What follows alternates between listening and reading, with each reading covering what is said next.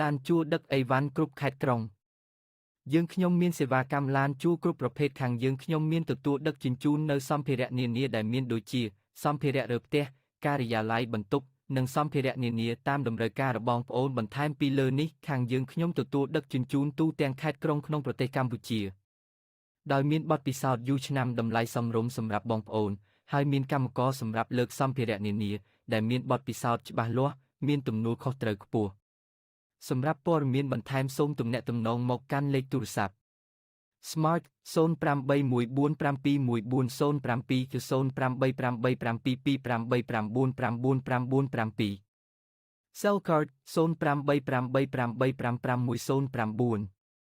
ឡានជួលដឹកអីវ៉ាន់គ្រប់ខេត្តក្រុង